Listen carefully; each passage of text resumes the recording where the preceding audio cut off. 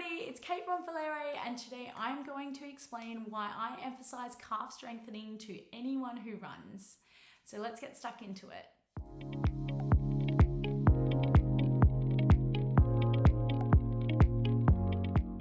Now, to start off with, as a researcher, I always like to delve into the why and why I like to include particular exercises. So if this isn't quite for you, you can skip to the end where I give you some examples of some of my favorite calf exercises. Otherwise, tune in to learn everything about the calves. So the calf muscle complex is composed of the gastrocnemius and the soleus muscles.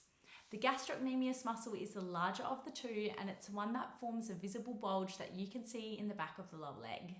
It originates from just above the knee joint and attaches to the heel via the Achilles tendon. The soleus muscle lies beneath the gastrocnemius and it attaches to the heel via the same Achilles tendon.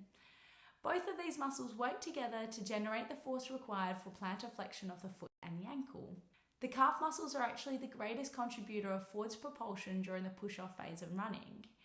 Now, whilst both calf muscles work together to do this, it's actually the soleus, which is the primary calf muscle, that's responsible for propelling the body forward. In fact, as running speeds increase, it's the soleus muscle fibers that contract with the highest velocity of any of the muscles in the body during the late stance phase of running. This allows for quicker plantar flexion and therefore decreases ground contact time, which is associated with increased running speeds and improved running economy. Research also shows that runners with the highest running economy values present with greater strength of the calf muscles when compared to those who are less economical. This is because the calf muscles are estimated to actually account for up to 40% of the total metabolic costs of running in both male and female runners. Now, the Achilles tendon, which is the common tendon of insertion for these calf muscles, is a really tough and fibrous band of tissue that connects the calf muscles to the heel bone. It's the largest tendon in the body and it's responsible for transferring the force generated by the calf muscles to the foot and the ankle during movement. The Achilles tendon is so strong it can efficiently return a massive 90% of mechanical energy during the push-off phase of running. The Achilles tendon is crucial for run performance, and whilst it's strong and resilient structure, it's also prone to injury due to its high load-bearing capacity, which is actually approximately 6 to 8 times the athlete's body weight. In fact, over 50% of runners will report experiencing Achilles tendinopathy at some point of their running career. To even further support my reasoning behind always including calf exercises for runners, a recent study found a positive association between the soleus muscle size and the Achilles tendon thickness with marathon running performance. This study also emphasized that it was the soleus muscle that plays a more significant role in marathon running performance than the gastrocnemius.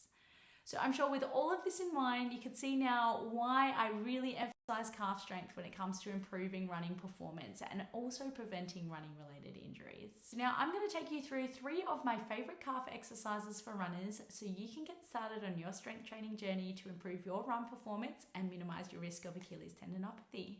Okay, so exercise number 1 is a bent knee standing deficit calf raise.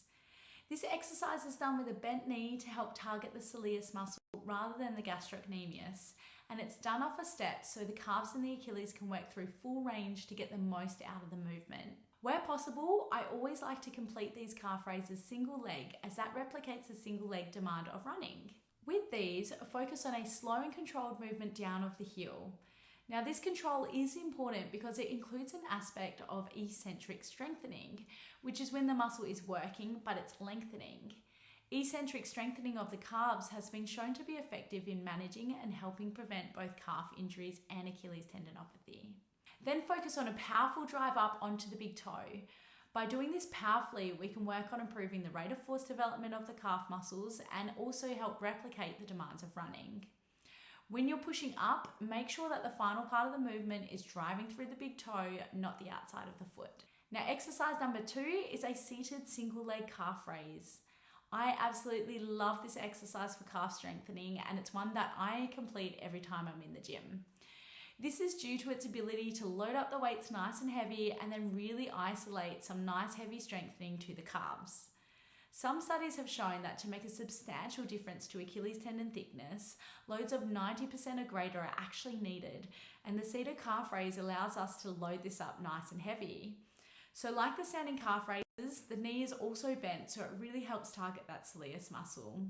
So start by sitting on the calf raise machine and pop your feet on the platforms with your big toe just on the front of the platform. Always unrack the weight with both legs, this is just for safety. Then hook one foot away and complete your calf raises and then swap legs. Think about the same cues as the standing calf raises. So you want a really nice and controlled movement down and then a powerful and fast drive up, driving through the big toe.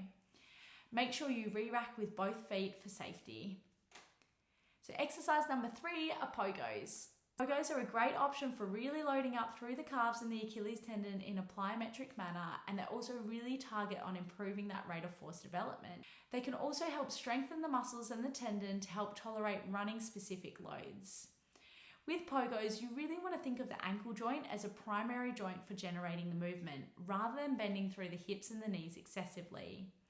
Aim to keep your heel off the ground at all times throughout the movement, and when you feel confident, you can aim to do these as fast as possible and work on minimizing that ground contact time. Now, these are 3 of my favorite calf exercises that you can include to develop your run performance.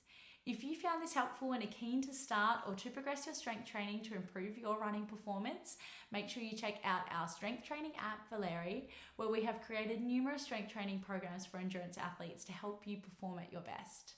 Also, remember to subscribe to our channel to stay up to date for more information like this. If you have any questions, make sure you pop them below, and I'll see you next time.